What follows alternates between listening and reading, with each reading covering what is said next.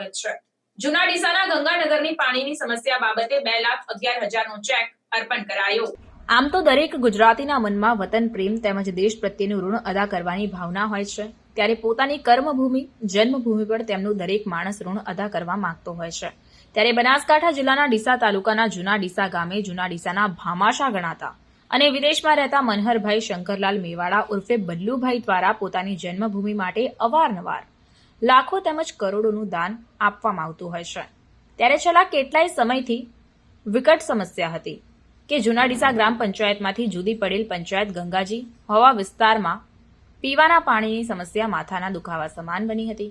જ્યારે ડીસાના ધારાસભ્ય દ્વારા બોર મંજૂર કરાવી આપવામાં આવ્યો હતો, પરંતુ 2 લાખ રૂપિયા માવજત રકમ મંજૂરી અર્થે ભરવાની હતી, જે રકમ લોકફાળાથી ભરવાનું ગંગાનગરમાં રહેતા શ્રમિક પરિવારોએ નક્કી કર્યું।